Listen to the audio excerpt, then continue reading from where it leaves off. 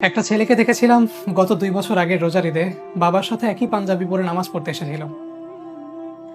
গত ঈদে দেখলাম ছেলেটা নামাজ শেষে বাবার কবর জিয়ারত করতে গিয়ে কবরকে জড়িয়ে ধরে কাঁদতে কাঁদতে বলতেছিল, তোমার জন্য কিছুই করতে পারলাম না বাবা, তোমার মর্মটা বুঝতে অনেক দেরি হয়ে গেল।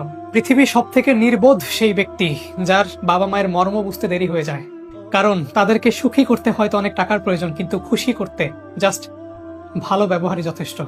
2022 সালে জাস্ট 3 মাসের জন্য ঢাকা এসেছিলাম অ্যাডমিশন কোচিং করতে। এটা 2026 সাল।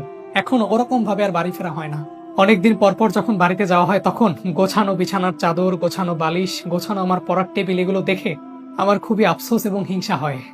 আমার চিরচেনা রুমের প্রত্যেকটা জিনিস আমাকে বাসার অতিথি ভাবায়। পরিশেষে কথা একটাই, আপনি পৃথিবীর সর্বোচ্চ পরিমাণ ভাগ্যবান যদি আপনি আপনার লাইফের সর্বোচ্চ পরিমাণ একটা অংশ আপনার বাবা মায়ের সাথে অতিবাহিত করতে পারেন। আর ঠিক তখন আপনি পৃথিবীর সব থেকে অসহায় ব্যক্তি যখন আপনি আপনার বাবার কবর জিয়ারত করে ঈদের দিন বাসায় গিয়ে বুক ভরা তীব্র যন্ত্রণা এবং কষ্ট নিয়ে পুরোটা দিন অতিবাহিত করবেন। সর্বোপরি আল্লাহ আমাদের সবার বাবা মাকে আমাদের সমপরিমাণ আয়ু প্রদান করুক, তাদেরকে সুস্থ রাখুক। তাদের কোনো কিছু নিয়ে আমাদের দরকার নেই, শুধুমাত্র মায়ের আঁচল এবং বাবার তীব্র শাসনের মধ্যে আমরা বেঁচে থাকতে চাই।